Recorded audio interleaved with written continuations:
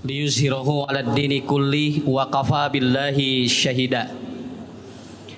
Asyhadu an la ilaha illallah wahdahu la syarikalah wa asyhadu anna Muhammadan abduhu wa rasuluhu la nabiyya ba'dah, amma ba'd.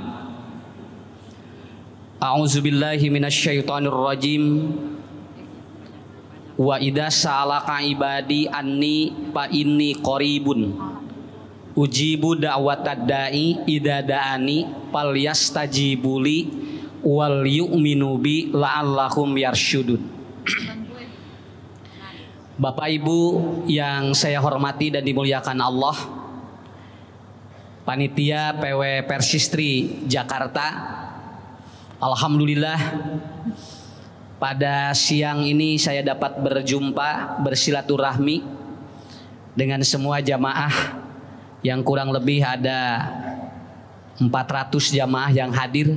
Mudah-mudahan ini adalah bagian dari silaturahmi terbaik bagi kita, terutama program yang berkaitan dengan tolabul ilmi yang baik di Bandung atau di Jakarta. Ini Persistri ini Bu, di mana-mana pengajiannya padat ya.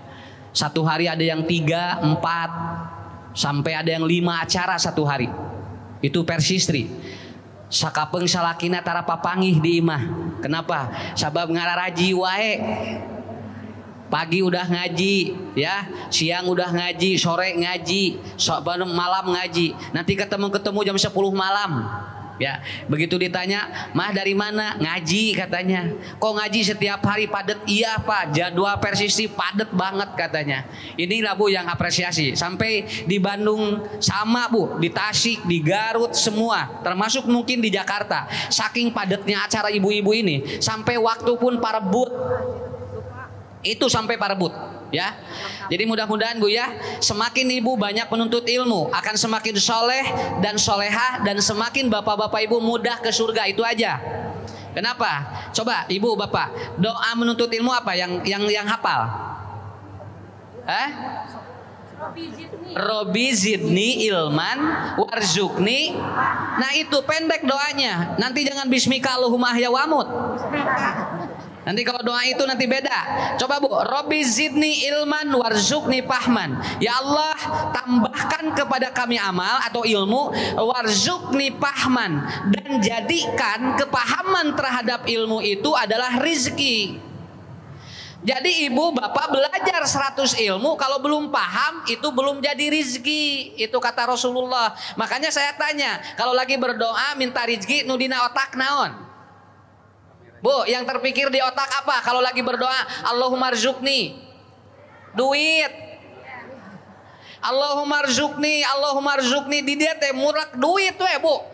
Tak kenapa? Padahal ternyata semua yang dikonsepkan oleh Allah, apa yang kita mintakan kepada Allah, rizki itu diantaranya apa? Paham ilmu. Kalau orang tidak paham itu belum jadi rizki. Belajar tiap hari S1, S2, S3 tapi terpelale atau tidak paham terhadap ilmu. Banyak kasus-kasus orang yang pendidikannya tinggi tetapi ternyata dia tidak paham terhadap ilmunya. Akhirnya apa? Tidak jadi rezeki bagi dirinya. Bu, 100 ilmu paham 3 berarti rezekinya 3. 100 ilmu kita pelajari, tiap minggu kita belajar, dan yang paham 2 itu baru 2 rezeki bagi kita. Sampai di sunnah ya istilah baroho, bubar poho. Bubar ngaji, udah Bu, lupa semuanya. Barho namanya. Untung masih barho, ini belum bubar, udah lupa. Ya, barusan Ustadz nerangin apa ya, paling belum bubar itu. Artinya, emang ilmu atau paham ini rizki Bu. Kalau nggak paham, ini nggak jadi rizki bagi kita. Saya sering ngomong di mana-mana begini. Orang yang banyak milik belum tentu banyak rizki. Orang yang banyak rizki belum tentu miliknya juga banyak. Ya, ada orang restorannya 12. Restorannya 12, tapi ternyata qadarullah itu makannya sekarang 3 sendok sama kecap tiap hari. Itu diabetesnya 700, dia nggak bisa turun-turun. Kata dokter, kata medis, ibu atau Bah Haji makannya cuma 3 sendok, itu pun harus diinsulin. Tambah kecap. Restorannya 12 di Bandung. Mau nggak punya restoran 12? Punya restoran 12 mau nggak? Tapi makannya 3 sendok mau nggak? ah licik. Ari restoranana mau gerabu, ari etana alimnya sok licik urang mah. Kenapa? Ini Allah adil.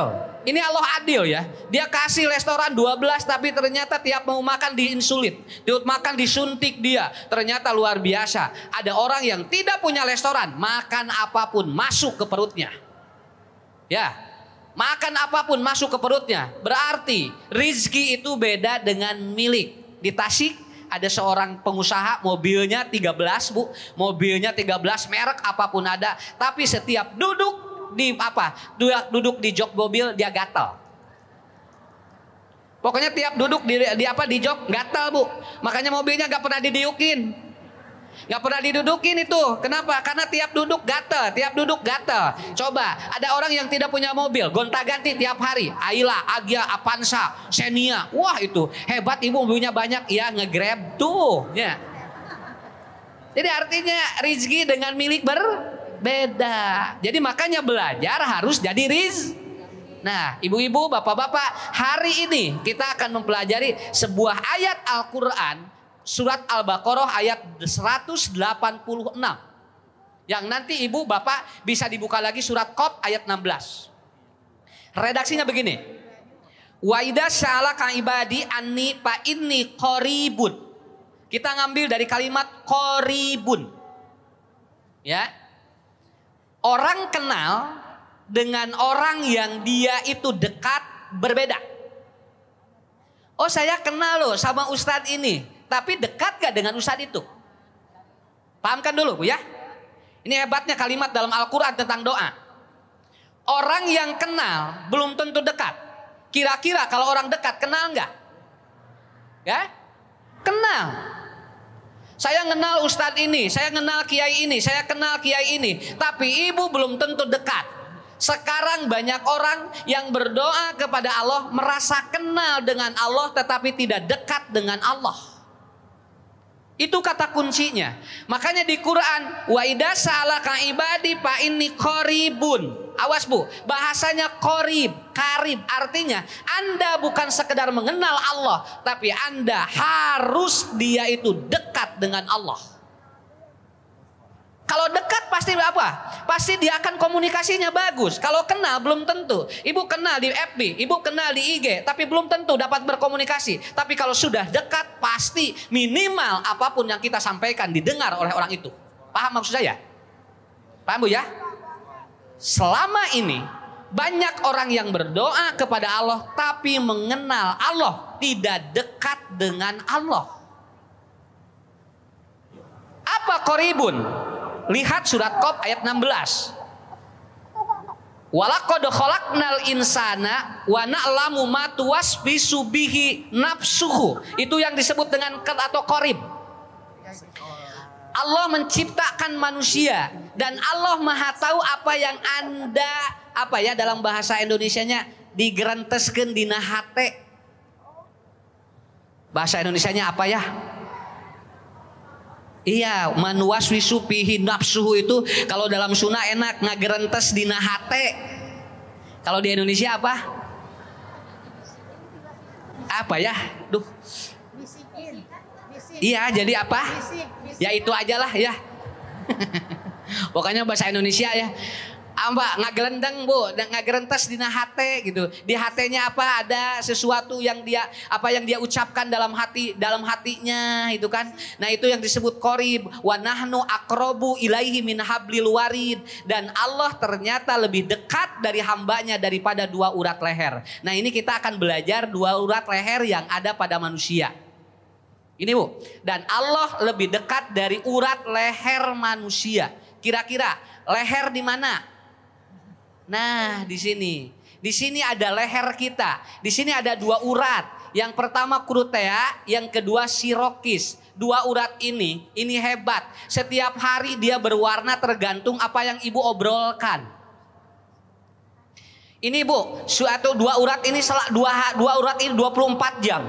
Dia sirkulasi darahnya tiap hari itu 24 jam tidak berhenti dua urat ini. Makanya dikatakan Allah lebih dekat daripada dua urat leher atau dua leher itu. Di sini ada. Ini kalau orang mati itu urat leher ininya bu putus, ya. Kalau orang meninggal ini 2 urat saja. Kalau ibu nanti bapak menyembelih binatang. Kalau 2 urat ini belum putus, itu biasanya masih bisa bernyawa itu. Tapi kalau 2 urat ini udah pecah, udah potong, itu nggak bisa. Itu pasti mati itu. Di sini ada 2 urat. Yang sebelah sini namanya krutea, yang sebelah sini namanya sirokis. 2 urat ini dia tidak ataupun dia suplai darahnya 24 jam dia. Terus dia mengalir setiap hari dan tidak pernah dia itu berhenti. Hebatnya, apa yang kita omongkan itu langsung warnanya beda. Itu hasil penelitian EEG, elektrograf. Kalau orang ngomong uang, berem. Lamun diobrolkeun na duit berem bu yeuna. Mata anu ngobrolkeun duit mah barerem. Sok tinggal orang yang ngomongin uang itu pasti matanya merah itu. Kalau belum selesai marah itu bu. Kalau dia ngobrolin kalau dia lagi ngobrolin maksiat, ini hitam itu. Makanya bagian otaknya juga hitam. Makanya orang yang lakukan dosa lupa Tuhan.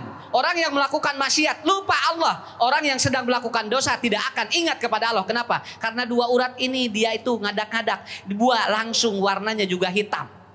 Dan apabila orang dia ngomong dan kita berdialog masalah agama, ini hijau. Ini hijau. Jadi hijau, seperti ini. Kayak di surga kan hararejo. Di surga teh hararejo katanya. Acukna hijau, kemudian kerudungnya hijau. Nanti semua oleh Allah semuanya hijau-hijau di surga itu. Makanya orang yang ngobrolin kebaikan itu pasti dia lebih tenang, lebih rileks dan dia lebih nyaman. Paham maksud saya? Makanya kata Allah, inilah ternyata bu, 2 urat ini langsung nyalurnya pembuluh darahnya ke jantung. Langsung ke jantung. Nah, makanya saya akan menjelaskan ngemerdoa itu nggak boleh rudet. Kalau lagi berdoa nggak boleh rudet. Kenapa? Karena kalau berdoa rudet nanti tidak akan connect. Rudet apa ya rudet bahasa Sundanya? Ya. Iya, makanya saya juga ini lagi mikir transit bahasa Indonesianya apa gitu kan? Karena biasanya di Bandung bu, begitu ke Jakarta, rudet apa? Mumet otak. Ya, orang berdoa nggak boleh mumet otak. Rudet bahasa Sunda, nira rudet hirup taeta teh gitu. Ya, artinya apa? Tidak boleh orang berdoa dalam keadaan mumet otak kita. Orang yang berdoa harus betul-betul dia nyaman. Orang yang berdoa harus bahagia. Orang yang berdoa tidak bahagia itu akan menyebabkan si doa frekuensinya tidak akan secepat orang yang dia itu lagi bahagia. Bu, kata Rasulullah tidak boleh menyusui anak 3 wanita. Ini ya. Kenapa? Ini kaitan dengan apa? Ini sirkulasi darah. 3 wanita menyusui anak. Tidak boleh 3 wanita ini dia itu ngurus anak. Dia gak boleh memelihara anak kalau ada 3 wanita ini. Yang pertama adalah narkoba. Perempuan yang narkoba tidak boleh menyusui anak. Kenapa? Karena ini akan berbahaya. Dia akan sirkulasi darah mengalir ke anak. Kalau orang tua atau istrinya, kalau wanita, perempuan, dia menyusui anaknya dalam keadaan narkoba, maka dia akan rusak anaknya, kata Rasulullah Shallallahu Alaihi Wasallam. Betul-betul harus hati-hati. Ini bagian daripada doa. Kan anak itu kalau disusui nanti darah ibunya nyalur kan kepada anak. Dan kalau dia itu ada bahan-bahan yang salah, itu ternyata tidak bisa anak disusui oleh orang yang narkoba. Yang kedua, wal majnun. Perempuan yang gangguan jiwa tidak boleh dia nyusuin anak. Gak boleh. Ya. Yang gangguan jiwa tidak boleh menyusui anak bu. Dia harus tenang, dia harus rileks, dia harus nyaman perempuan itu kalau mau nyusuin anak.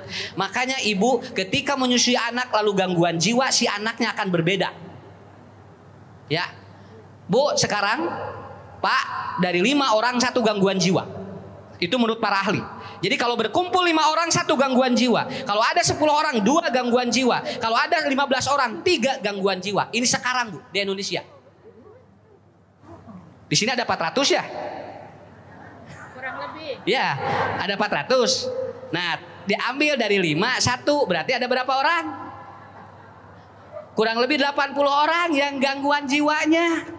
Tapi nggak perlu khawatir, kenapa? Karena gangguan jiwa dengan sakit jiwa berbeda.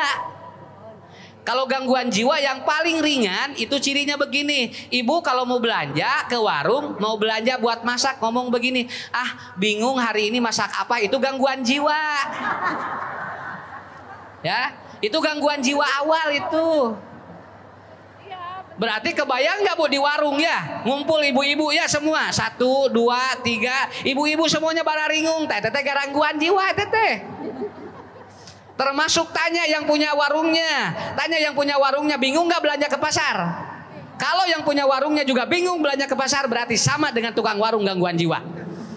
Tapi ibu nggak perlu khawatir Pak. Kenapa? Karena gangguan jiwa beda dengan sakit jiwa. Orang sakit jiwa harus pakai obat, farmakologi. Orang gangguan jiwa cukup dia itu mengeluarkan unek-unek dan bersilaturahmi seperti ini, itu sudah bebas. Itulah bedanya. Makanya orang gangguan jiwa tidak perlu diobat. Orang sakit jiwa yang diobat.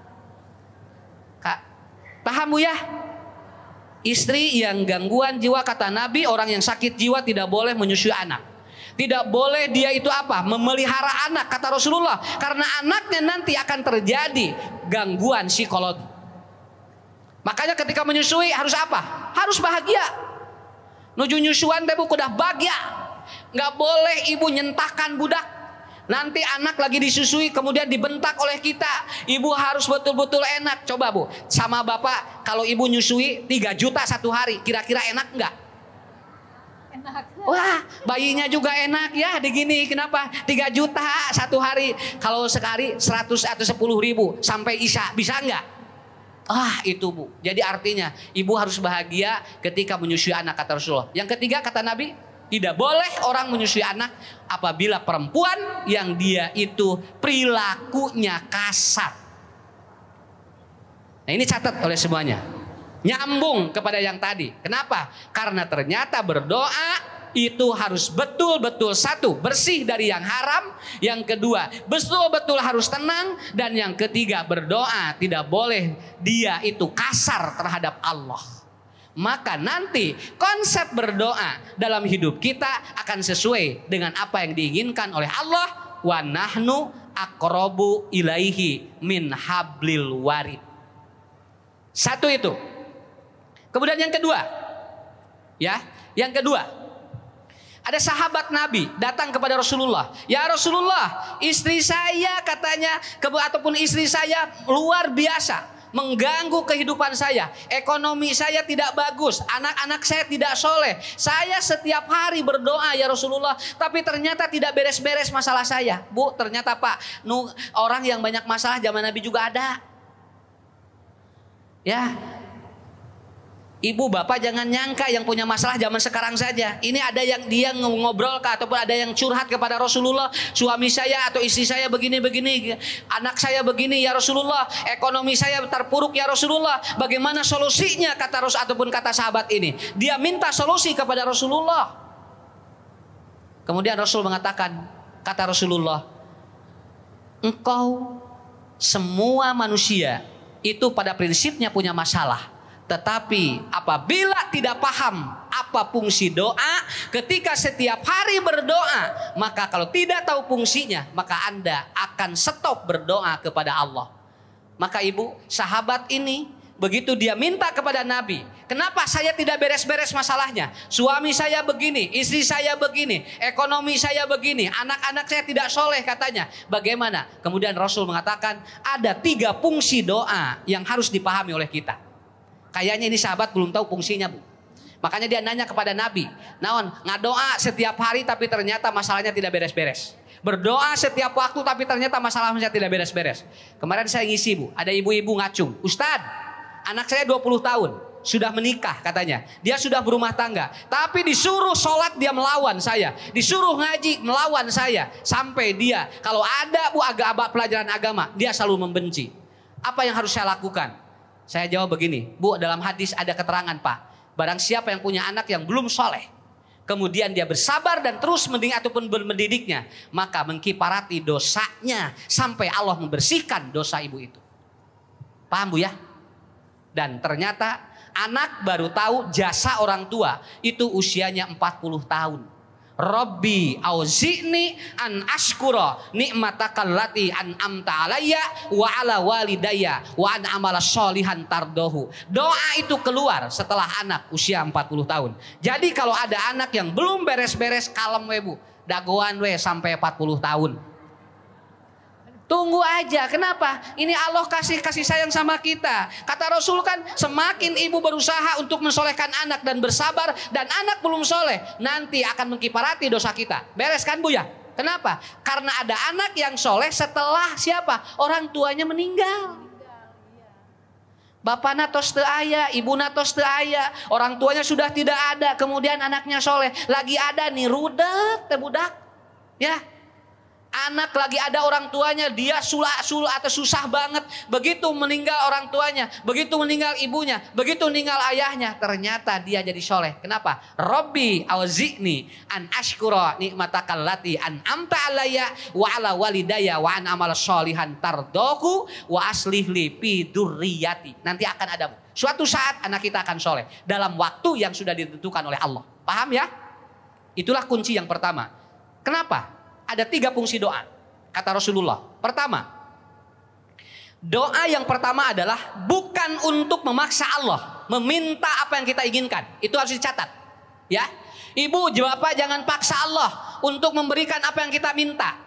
Jangan paksa Allah. Kata Rasul, kalau Anda memaksa Allah, meminta ataupun menyerahkan sesuatu yang Anda minta, maka hidup akan capek. Capek. Coba bu, ini hebat dikit ya. Barang yang halal masuk ke perut kita, minuman yang halal masuk ke perut kita, itu dikeluarin oleh Allah lewat apa bu? Lewat pembatal wudhu. Allah keluarin lewat apa? Dia pembatal wudhu. Kentut, BAB, kencing, itu yang halal. Ternyata apabila barangnya yang masuk syubhat dan haram, ini keluar lewat apa? Ya? Yang syubhat dan haram kemana keluarnya?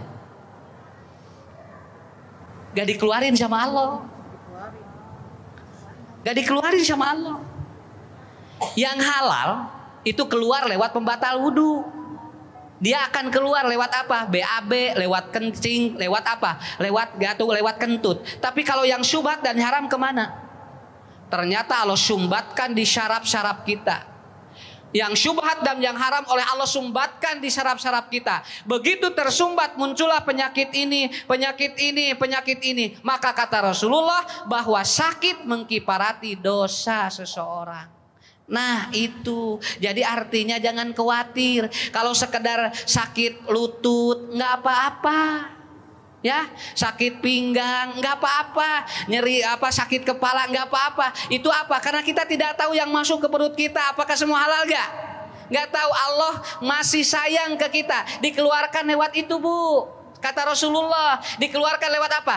Allah sumbatkan di saraf kalian dan Allah kiparati dosa Anda. Maka nanti umat Islam akan bersih di hadapan Allah Subhanahu wa taala. Nah, ibu mah tuh bapak, gini, ketika belum terasa kepala, hare-hare, santai, begitu sudah pegang kepala ya. Lagi sehat bu nggak pegang ini. Ya, lagi sehat gak pegang ini pinggang. Begitu terasa, aduh ya Allah, pinggang saya kenapa? Padahal itu mengkiparati dosa kita. Ada penyumbatan dari sesuatu yang syubhat dan yang haram yang kita tidak tahu. Termasuk maaf bu, mungkin para pemateri pun ada sesuatu yang masuk yang tidak tahu. Maka oleh Allah kiparati dosanya lewat itu. Inilah kunci yang pertama. Berdoa adalah meminta bantuan Allah. Ya. Santai ya bu ya. Kalau sakit santai aja ya. Gak apa-apa. Kenapa? Allah masih nyayangin kita gitu ya. Coba kalau ibu protes, bapak protes, capek nanti ke otak. Capek nanti bu ke otak. Ya. Tapi kita santai aja. Nih ada satu lagi. Kata medis, tidak boleh makan sebelum tidur. Kata Nabi, tidak boleh tidur dalam keadaan perut kosong. Mana yang mau diambil? Dan kata medis jangan makan sebelum tidur. Nanti begini. Kata Rasul, jangan tidur sebelum atau jangan tidur dalam keadaan perut lapar. Kira-kira ibu mau ngambil yang mana pak?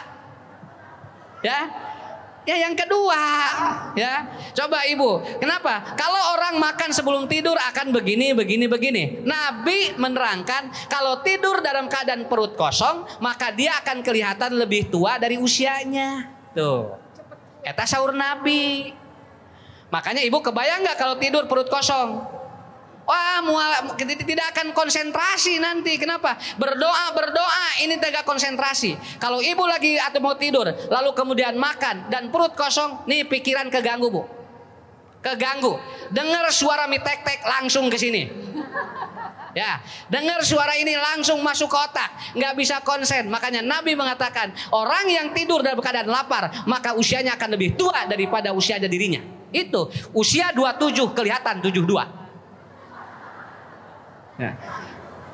Makanya makan aja. Mau tidur Ibu makan aja. Ustadz nggak akan obesitas? Enggak. Ustadz tidak akan diabetes? Enggak. Ustadz tidak akan kolesterol? Enggak. Kumaha syaratnya? Jangan diperiksa. Ya iya, kalau diperiksa mah tuh Bu, engke kapararangi penyakitnya. Udah makan aja, aku mangkewe. Guru saya ngomong, selama belum dia itu tengkurap, maka jalan aja. Ya, sebelum dia itu berbaring, jalan aja. Kita mah mikirin sesuatu yang belum ada, yang belum masuk. Ini makan ini kolesterol enggak ya? Makan ini asam urat enggak ya? Makan ini diabetes enggak ya? Jangan, nanti masuk dulu. Nanti setelah itu penyakit nyusul. Ya kan capek Bu. Ini nggak dimakan, ini dimakan. Akhirnya apa? Ibu mau makan apa coba? Ya, Bapak mau makan apa? Kenapa? Saya udah tulis bukunya Bu. Di buku saya udah tulis. Ternyata diabetes paling tinggi dari mana? Dari kesel. Asam urat dari apa? Dari poktorolong. Bahasa Sunda apa? Pingin segera kalau ada sesuatu. Kemudian kolesterol dari apa? Itu semuanya bukan dari makanan. Makanan mah 20% mempengaruhi kesehatan kita. Yang paling banyak dari batin yang salah. Makanya orang gila sehat. Ya, orang gila sehat coba. Makan apapun masuk ke perutnya, nggak pernah dia sakit perut ya. Kemudian gak pernah kolesterol, gak pernah asam urat. Kenapa? Karena gak ada orang gila diperiksa penyakitnya. Tapi mereka sehat, tidur dimanapun sehat. Kenapa? 80% masalah bukan dari makanan dan minuman. Tetapi 80% itu dari pikiran, batin, dan spiritual. Itu aja. Makan aja Bu, apa saja. Ya. Nanti kalau sudah ya, kalau sudah tergeletak baru dibawa ke rumah sakit. Itu aja. Kalau belum tergeletak santai aja ya. Begitu aja. Saya meraktekin ini Bu. Kenapa? Capek, jujur capek ya. Bawa ke kondangan. Mau ngambil ini, jangan, nanti asam urat. Mau ngambil sate, jangan, nanti darah tinggi. Mau ngambil ini, Bapak jangan, nanti katanya apa? Nanti kolesterolnya naik. Akhirnya makan dengan ketimun. Ya, sama ketimun Bu. Begitu makan udah ketimun. 1 minggu dari sana suaminya diperiksa, ternyata kolesterolnya tinggi. Begitu ditanya, Bapak makan apa? Ini kok gulanya naik begini? Saya tidak makan apa-apa. Justru saya kesel kepada istri yang segala dilarang. Tuh, kan kuncinya mah itu. Ya, makanya Ibu, kuncinya adalah apa? Berdoa itu betul harus tenang. Berdoa harus tenang. Saya ngobrol dengan ahli gizi. Kemarin saya ngisi di Semarang. Waktu itu ngobrol, Dok, katanya, ini dokter kan ahli gizi, nerangin nutrisi di mana-mana, di depan nutrisi. Begitu makan bareng sama saya, makannya pecel lele, semua dimakan sama dia. Dia ngomongnya begini, Ustadz, yang penting bahagia, hati bahagia, makan apapun itu akan turun penyakitnya. Tapi 4 sehat 5 sempurna. Kalau pikirannya rudet, enggak naik itu semua. Tuh, jadi kesimpulannya itu 4 sehat 5 sempurna. Kalau pikirannya rudet dan mumet, itu naik penyakit. Ya, paham sekarang Bu ya?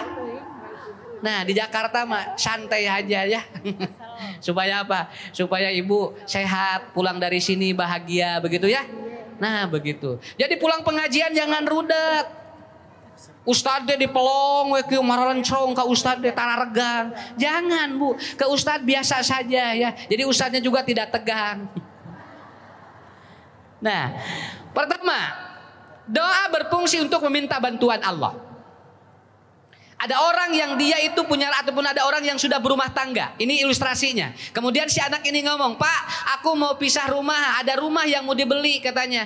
"Aku mau pisah aja," katanya, sama istri. "Oh ya bagus. Berapa rumahnya?" 100 juta. "Cuman aku ada kekurangan, minta bantuan sama Bapak. Bisa nggak bantu, Pak?" "Oh iya, berapa kurangnya? Sudah punya uang berapa?" Kata orang ini, si anak ini, "Saya punya uang baru 50 ribu. Berarti kurangnya berapa? 99 juta 950 ribu. Kira-kira dibantu nggak?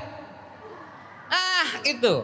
Ini sebagai gambaran. Kalau orang berdoa, itu fungsi yang pertama kata Nabi pada sahabat itu. Berdoa berfungsi meminta bantuan Allah. Kalau meminta bantuan Allah, siapkan dulu amal kita. Nanti sisanya oleh Allah ditutup.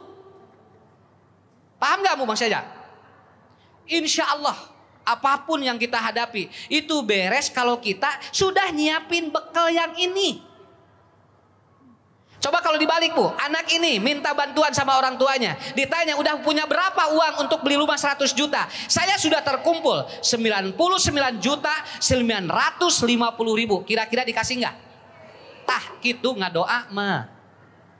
Nah doa mah gitu atuh. Begitu Bu berdoa. Jadi kita kumpulin dulu amalnya. Lalu setelah berkumpul amal yang banyak, minta bantuan kepada Allah. Nanti oleh Allah dikasih. Berapa yang dikasihnya? Tadi kurangnya berapa? 50? Ada kemungkinan orang tua begini. Nih dari ayah 250 ribu. Yang 200-nya biar buat Anda atau buat yang lainnya. Bisa begitu. Kenapa? Karena Nabi mengajarkan kepada kita berdoa bukan memaksa kepada Allah, tetapi berdoa meminta bantuan Allah. Udah paham nih satu ini ya? Nah ini sebentar lagi nih Bu. Sebentar lagi ya. Saya tidak akan lebih daripada jam 10:30. Ya. Sebentar lagi. Gak apa-apa, saya juga punya jam. Ya, ibu nggak perlu batuk, ibu nggak perlu batuk, bapak nggak perlu batuk. Ngaji dengan saya tidak perlu batuk. Tidak batuk pun saya akan berhenti. Ya, kalau nanti dari sini batuk, sini batuk, sini batuk, suruh Ustadz berhenti, insya Allah tanpa batuk saya berhenti. Ya, karena kalau pengajian banyak yang batuk itu kayak di rumah sakit. Makanya biarkan, jamnya sudah ada, batuknya sudah saya siapkan ya. Yang penting 10:30 sudah beres. Bu, ada zaman Bani Israel, Pak.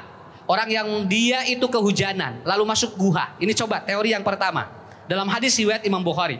Dia kehujanan, masuklah ke dalam guha. Kemudian guha itu tertutup batu.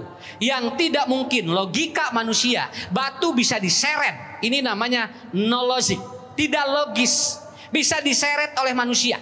Kenapa? Batu besar menutupi lubang guha. Orang di dalam 3 orang Bu. Tidak bisa keluar. Kalaupun pakai alat tetap tidak akan bisa. Berarti ini adalah sebagai ilustrasi. Ada masalah di luar logika manusia yang tidak bisa dipecahkan oleh logika manusia. Tapi ternyata bisa selesai. Apa yang terjadi? 3 orang ini ngobrol. Ini bahasanya Bu. Saya mengatakan bukan berdoa. Ngobrol orang ini. Lalu yang satu mengatakan, kira-kira amal apa yang Anda miliki untuk kita membuka pintu ataupun batu ini? Yang satu ngomong begini, saya punya ibu. Ibu saya sudah tua. Setiap hari saya suguhi dia air minum susu. Setiap malam aku kasih air susu mie ataupun air susu. Dan satu malam ibuku tertidur. Aku tidak berani membangunkan ibuku. Dan aku jaga air susu ini agar nanti besok aku minumkan kepada air susu ibu atau kepada ibuku. Orang ini taat sekali pada ibunya. Dia tidak durhaka pada ibunya. Akhirnya Bu, orang ini udah ngomong begitu, si batu bergeser. Catat dulu ya. Ini catat dulu ya semuanya. Ibu, bapak, ini saya pakai dalam teori yang saya tulis bahwa ternyata memecahkan masalah hidup manusia yang tidak logis itu dengan 3 hal. Nih contoh Bu, wah ini mah logika manusia gak akan sembuh begitu. Kan kita suka ada gitu ya. Wah ini mah gak akan sembuh, kenapa? Logika manusia gak akan sembuh. Ada nih hadisnya di Bukhari Bu. Ada di Bukhari. Walaupun tidak logis bisa diselesaikan oleh Allah. Ini saya yakin itu. Ya. Ustadz gak mungkin ini mah. Saya gak mungkin data umroh, gak mungkin haji. Kenapa? Uang saya segini. Ini yang salah. Begitu. Kenapa? Bagi Allah tidak ada, Bu. Ini kasusnya sudah ada atau dalam hadis. Akhirnya si batu itu bergeser. Yang kedua, dia punya seorang karyawan, gajinya belum disampaikan. Begitu dia pergi, si gajinya dikelola, dimodalkan oleh dia, diinvestasikan. Jadi sebuah investasi yang besar. Begitu karyawannya tiba ataupun datang menagih gajinya, dia serahkan, Bu, semuanya asetnya. Padahal dari gaji yang sedikit. Lalu dia mengatakan, ya Rabbuna, wahai Tuhanku, kalau ini amal soleh saya, maka saya minta bukakan pintu apa? Batu ini. Akhirnya si batu itu bergeser. 2, ini catat ya, 2. Terakhir, orang ada begini. Ada orang yang minjam uang kepada saya. Lalu aku berikan pinjaman dan garansinya adalah perempuan, anak perempuannya yang cantik. Lalu dia kemudian suatu saat dia itu masuk hutan dengan anak perempuan ini. Di tengah hutan hujan turun. Lalu aku masuk ke sebuah gubuk. Di gubuk itu si perempuan ini sudah menawarkan dirinya untuk disetubuhi oleh dirinya. Tapi aku pada waktu itu tidak berani untuk melakukan itu. Kenapa? Karena aku takut kepada Allah. Maka ya Rabbuna, wahai Tuhanku, kalau seandainya ini amal soleh saya, bukakan pintu dari gua ini. Akhirnya ibu-ibu bergeserlah pintu itu. Dan mereka bertiga keluar. Bapak, ibu, catat ya. Masalah yang di luar logika kita bisa selesai dengan 3 hal. Bisa selesai dengan 3 hal. 1, birrul walidaini. Yang pertama itu, ya, berbuat baiklah kepada kedua orang tua. Itu akan menyelesaikan masalah. Pak, Bu, kalau saya ditanya, Ustadz, saya gak beres-beres masalah. Mungkin ada masalah dengan ibu bapak, begitu aja. Yang belum beres. Ya, gimana kalau orang tua saya sudah meninggal dunia? Kan ada solusinya. Kata Rasulullah, selesaikan dengan orang tuamu dan mintakan ampun kepada Allah dan lanjutkan amal soleh orang tuamu, maka itu akan menyelesaikan dirimu dengan orang tua yang sudah meninggal. Hampir semua, Bu, kasus-kasus yang no logik, yang tidak logik, ternyata bisa beres dengan birrul walidaini. Ya, jangan sampai menyakiti, begitu aja, titik, beres sok. Jadi kalau ada masalah belum beres-beres, ada yang tidak beres dengan orang tua, begitu aja. Ya, ada yang tidak beres dengan orang tua. Bisa dipaham, Bu, ya? Ini masalah apapun ya. Birrul wali. Nah, yang kedua apa? Jujur. Jujur ini menyelesaikan masalah no logik dong. Kalau nggak jujur capek, Bu, ya. Pak, jujur capek. Karena otak. Kan dia, Bu, ya. Coba kalau nggak jujur, ibu juga sama. Makanya hindari 3 hal pada laki-laki supaya dia jujur. Ya. Laki-laki tidak senang 3 hal. Kenapa? Kalau lakukan 3 hal ini laki-laki nggak senang. Pertama apa? Jangan banyak perintah pada laki-laki. Maka kalau banyak perintah pada laki-laki, maka lama-lama dia akan salah melakukan pekerjaan. Itu laki-laki, Bu. Pak, tolong beliin gas ya. Udah beliin gas, nanti pakaian tolong angkatin. Udah itu beli minyak. Lalu nanti bapak isi bak. Nah itu kan capek karena otak, Bu. Akhirnya suaminya kemudian beli gas, kemudian pakaiannya turunin, lalu beli minyak, kemudian terakhir dia masuk ke dalam bak. Masuk dalam bak dia. Begitu isinya cari, mana bapak, ngagoler di nabak. Pak, kenapa kan suruh isi bak? Nah, capek teuing eta teh. Dia terlalu lelah dia. Kenapa? Anak laki-laki yang banyak diperintah itu akan lelah otaknya. Jangan banyak diperintah. Sekarang banyak gangguan-gangguan di anak tidak mau belajar. Kelelahan di otaknya. Terlalu full day belajar sekarang, Bu. Kenapa? Sekolahnya full day semua. Kenapa full day? Karena orang tuanya nggak mau ngurus orang anaknya. Begitu. Ya.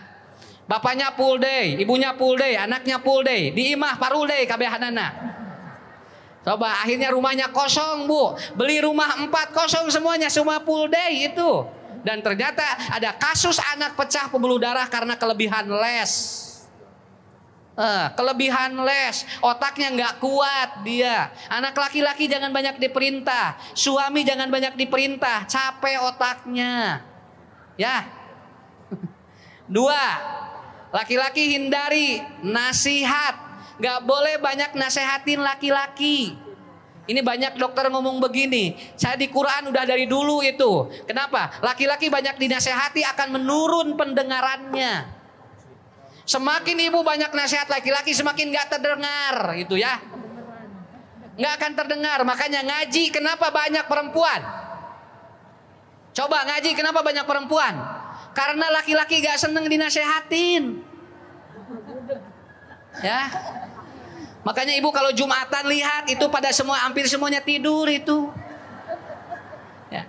Jadi ada ustadz tuh enak kayak apa? Kayak dia menina bobokan gitu kan. Akhirnya begitu 12:30 begitu beres alhamdulillahilladzi ahyana ba'dama amatana wa ilaihin nusyur. Tapi ke ustadznya juga tenang. Kenapa? Karena kalau pada tidur ustadznya juga tenang neranginnya ya.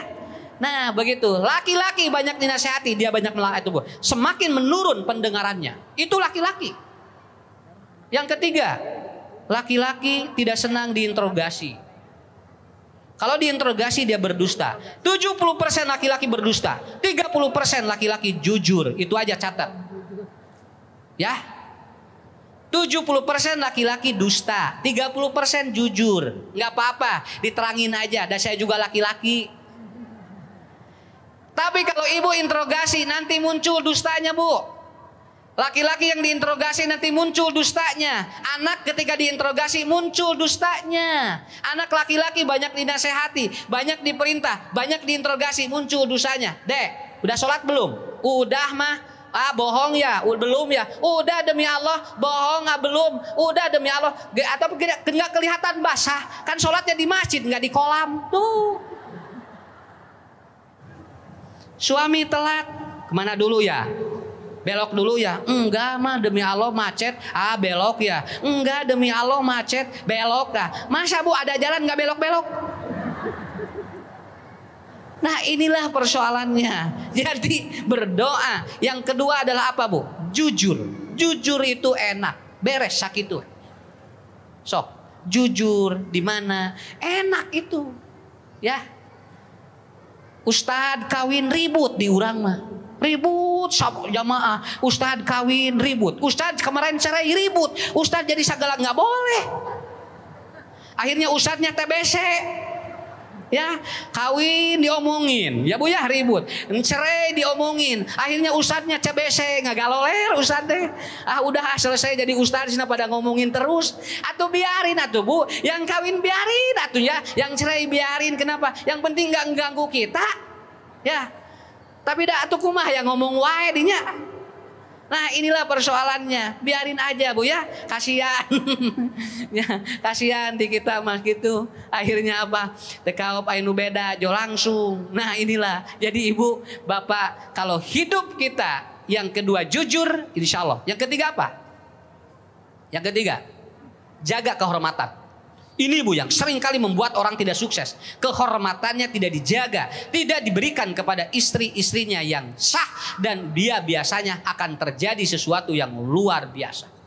Saya kira itu 3 hal yang dapat menyelesaikan masalah yang no logic, yang tidak logis. Dengan 1 birrul walidaini, 2 jujur. Yang ketiga adalah apa? Jaga kehormatan. Saya yakin ibu-ibu bisa menjaga kehormatan. Tapi untuk laki-laki emang tidak mudah. Karena apa? Perlu iman dan ilmu yang sangat kuat. Itu yang pertama. Berdoa meminta bantuan Allah. Kedua. Fungsi doa yang kedua adalah buat apa?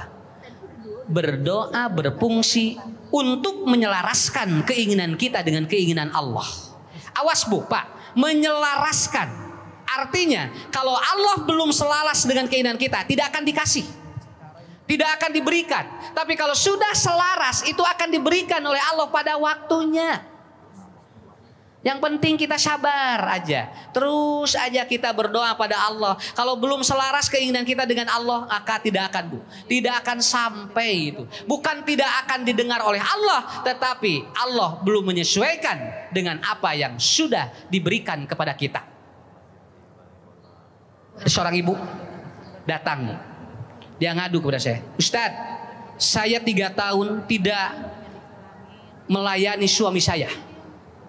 Kenapa emang Bu? Kenapa ibu tidak melayani suami sampai 3 tahun? Karena anak saya tertabrak suami saya. Jadi suaminya lagi atret, anaknya ke belakang ketabrak. Meninggal. 3 tahun saya nggak melayani suami saya. Setiap suami mau kerja, saya biarin aja. Pulang kerja, saya cuek aja.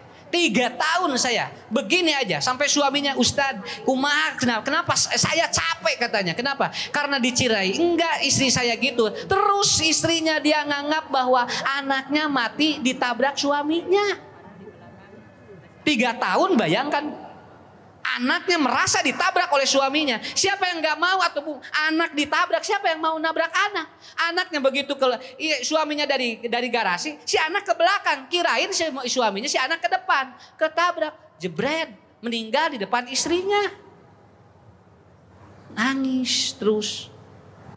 Itu beres, ibu mau nggak mensurgakan suami? Mau, Ustadz. Ibu, bapak mau nggak istri masuk surga? Mau, Ustadz. Coba maafkan ibu, gabruk bu, dipeluk suaminya oleh istrinya, langsung dia itu dipeluk, maafin bu, setengah jam dia nangis di sana, udah beres, plong hati. Si bapak ini ngomong begini, yang disebut surga itu adalah pikiran dan hati itu betul-betul plong, itu surga katanya. Akhirnya bu, 3 bulan dari sana telepon, Ustadz, alhamdulillah saya hamil lagi 3 bulan. Hamil. Begitu di USG kemar 2. Ustadz, kemar 2 katanya. Saya punya anak 2 cuman diambil Allah 1. Padahal kalau dari dulu sudah 4. Karena dia telat ibu untuk apa? Dia telat untuk meminta maaf suaminya. Jadi baru kasih 2. Coba kalau dari awal ya dimaafkan suaminya. Udah 4 ini, malah sudah 6. Karena dia telat maka jadilah bu dikasih 2. Padahal tadi yang kedua apa? Bu, Allah belum selaras dengan keinginan kita. Kalau sudah selaras dikasih 2 tuh. Ya. Jadi kita seringkali protes, kenapa ya sama saya begini? Kenapa ya sama saya begini? Kok orang lain maju, saya tidak? Belum selaras. Kalau sudah selaras nanti alokasi pada waktunya. Buktinya itu. Ya, saya ada jamaah bu, bawa umroh, lagi dia di Masjidil Haram berdoa minta jodoh, usianya 79 tahun. Ini laki-laki di pinggir saya berdoa, pinggir Ka'bah, ya Allah turunkan kepada saya jodoh, kan ini katanya makomul ijabah. Di pinggirnya ada nenek-nenek, langsung ya Allah kalau ini jodoh saya, langsung diijabah, langsung. Lalu dia menatap dua-duanya, langsung, oh iya gitu sih jodoh abdi teh. Jo nyambung, minta nomor HP di Bandung, kawin. Laki-lakinya 79, istrinya 69 tahun. Jodoh bertemu dan ternyata ini teman SMP yang dulu saling mencintai tidak jadi dijodohkan oleh Allah setelah 79 tahun. Apa yang salah? Karena apa? Dulu belum sesuai, sekarang udah selaras dengan Allah. Akhirnya jodohnya usianya seperti itu. Ini namanya apa? Cinta bersemi kembali. Ya. Coba apa? Yang rugi apa Pak? Hidup apa yang rugi Bu? Nggak ada. Saya punya teman Ustadz, nggak apa-apa. Harus banyak dongeng. Ya, harus aja banyak ilustrasi supaya mudah. Punya Ustadz, dia ditinggalkan istrinya Bu. Ditinggalkan istrinya. Begitu dia mau ngaji, kemudian ban motornya itu apa? Pecah. Lalu begini, wah katanya. Tidak akan keburu saya ngaji. Tapi dia ingat pernah ngobrol dengan saya. Kata Ustadz Ucusna, kalau ban mau ngaji Ustadz ban kempes, tunggu ada keajaiban dari Allah. Oh dia ingat itu bu. Akhirnya apa? Dia masuk tukang ban langsung begini. Pak makasih ya, saya baru 1 ini katanya nambal ban. Kalau nggak ada bapak saya nggak punya uang. Beres bu, dia ditambal. Datang ibu-ibu sama 35 tahun. Si bapak ini Ustadz 39. Begitu dia datang seorang perempuan sama dia. Bannya bitu, bannya kempes. Dan dia tidak ada yang nganterin. Ditanya, ibu kenapa sendiri? Oh saya single parent. Single parent. Kalau sekarang mah janda gitu aja ya. Pokoknya kalau di kampung jangan ngomong single parent, nanti kurang laku. Udah ada janda gitu aja, ya. Single parent. Akhirnya ngobrol, Bu, cari nomor HP, minta nomor HP. Sampai saat ini menikah. Sampai dia bikin di tulisannya apa? Di kamarnya, cinta bersemi di tukang ban. Apa yang salah? Ya, kalau belum selaras nggak dikasih. Kalau udah selaras dikasih pada waktunya. Ya, makanya jangan protes sama Allah. Belum selaras Allah dengan kita. Nanti kalau sudah selaras insya Allah. Ya, Ustadz saya mau bikin ini, kok saya belum terus atau belum apa berhasil. Nanti tunggu, udah selaras dikasih sama Allah. Paham Bu ya? Kali lagi deh saya. Kalau ada anak yang sekarang masih bermasalah, Allah masih belum menyelaraskan keinginan Anda dengan keinginan Allah. Begitu aja. Kalau sudah selaras, Rabbi auzi'ni an ashkura ni'matakal lati an'amta alayya wa ala walidayya wa an amala sholihan tardahu wa aslih li fi dzurriyyati. Terakhir, berdoa berfungsi untuk menenangkan jiwa. Nah, ini yang terakhir. Ibu, bapak berdoa tenang. Kenapa? Coba, kalau mau tidur apa doanya? Mau tidur apa doanya? Bismika Allahumma ahya wa amut. Ada yang lebih panjang? Ada. Allahumma aslamtu nafsi ilaika wa fawwadtu amri ilaika wa jatu dhahri ilaika raghbatan wa rahbatan ilaika la malja wa la manja ilaika amantu bi kitabikal ladzi anjalta wa nabiyyukal ladzi arsalta. Kata Rasulullah, apabila Anda berdoa lalu Anda tidur dengan doa yang itu, maka apabila Allah tidak kembalikan ruh Anda mata alal fitrah, maka engkau mati dalam keadaan bersih. Kenapa? Bu, berdoa mau tidur bukan menyelamatkan roh kita. Berdoa mau tidur bukan untuk menyelamatkan nyawa kita. Tapi berdoa mau tidur untuk menenangkan jiwa kita. Pada saat kita dipanggil atau dikembalikan, kita sudah tenang. Berbeda dengan orang yang mau tidur tidak berdoa dulu. Begitu aja. Paham ya? Masuk masjid doanya apa? Allahumma ftah lana abwaaba rahmatika. Kaki mana yang didahulukan? Kanan. Kenapa, Bu? Kenapa kanan? Kalau ingat doanya, kalau nggak ingat maka kakinya yang mana saja. Iya, kalau ibu ingat kaki kanan ya, ingat doa kaki kanan Pak. Tapi kalau nggak ingat doanya mana? Nah, kaki mana aja? Ada juga nggak doanya nggak ingat kan? Ya, tapi doanya Allahumma ftahli abwaaba rahmatika. Ibu bapak masuk masjid dibukakan 27 rahmat oleh Allah. Itu menurut para ahli. 27 rahmat dibukakan oleh Allah masuk masjid. Di antara orang yang dibaku atau masuk masjid dibukakan rahmat oleh Allah adalah apa? Pada saat dia masuk masjid tenang. Nggak ada di dalam masjid Bu yang yang bertengkar, nggak ada. Walaupun sholatnya beda-beda, tapi tenang Bu. Yang ini bergerak, yang ini begini, dua-duanya tenang sholatnya, betul kan? Nah, begitu. Nggak ada yang sholat karena dia yang bergerak di sebelah ini ditewak belah dia malaya. Nggak ada yang bergerak begini ditangkap sama yang sebelah kanan, lalu dia pindah ke sini atahiyatnya. Ya, yang penting saya bisa bergerak begitu ya. Coba sebelah kiri juga nggak enak karena dia gini-gini, tewak lagi sebelah sini ya, ditangkap sebelah sini jarinya. Nggak ada yang begitu Bu, di masjid nggak ada. Yang begini, tenang. Saking tenangnya di masjid, rileks sampai ustadz pun tidak kelihatan. Itulah tenang. Rasul. Dua, rahmat yang kedua, orang yang nagih hutang di masjid itu lunas setengahnya. Orang yang nagih hutang di masjid lunas setengahnya. Itulah ketenangan. Makanya ibu kalau nagih di masjid setengahnya lunas, 2 kali nagih lunas, 3 kali nagih itu punya hutang sama kita. Makanya kalau banyak hutang kamar rasyid. Kenapa? Karena Allah kasih rahmat di dalam masjid. Nagih hutang saja nggak boleh di dalam masjid. Ya, tenang Bu. Doa ketiga berfungsi untuk menenangkan jiwa. Coba ada yang sakit di badan. Ada yang sakit di badan? Doanya bismillahi a'udzubillahi wa qudratihi min syarri ma ajidu wa uhadiru 7 kali. Ibu pegang yang sakitnya, kemudian konekkan hati, kemudian fokuskan pada penyakit itu kata Nabi, maka dipegang itu kata Nabi. Dokter yang paling hebat adalah ikhlas. Dokter yang paling hebat adalah ikhlas. Pegang yang ini, bismillahi, bismillahi, bismillahi. Tapi polin hatinya, ya. A'udzubillahi wa qudratihi min syarri ma ajidu wa uhadiru. 7 kali, yang ini 3 kali, 7 kali. Pegang begini. Maka kata Nabi, begitu Allah sembuhkan itu rizki, begitu penyakit itu masih ada, itu mengkifarati dosa. Apabila Allah ambil nyawa Anda, berarti Allah ingin menutup kebaikan ataupun kejahatan Anda dengan Allah.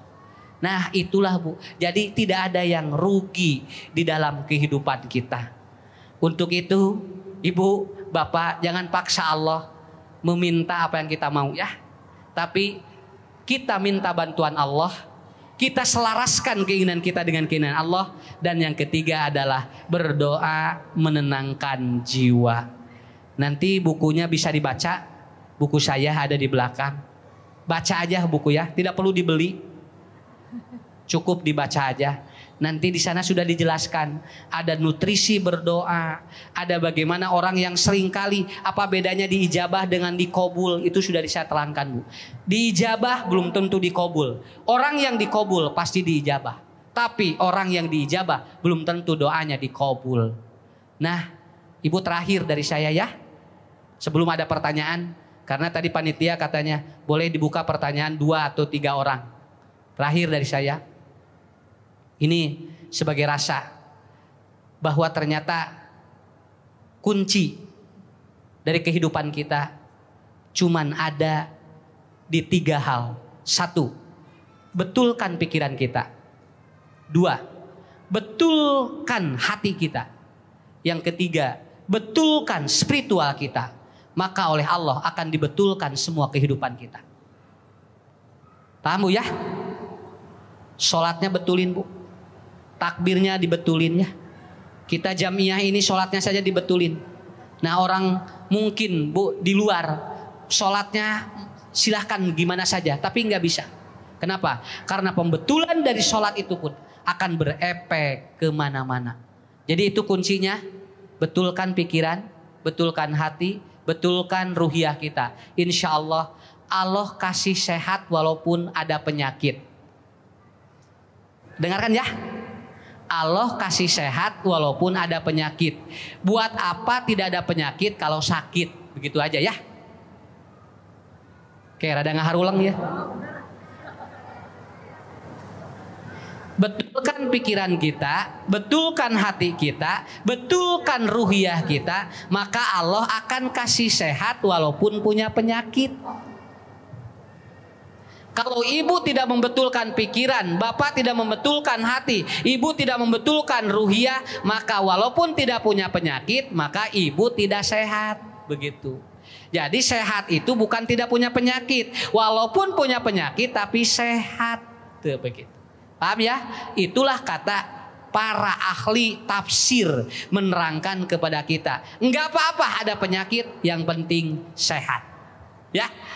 Sakit itu ibu. Ya, Bapak, insya Allah nanti kita lanjut di sesi tanya jawab. Mangga, silakan.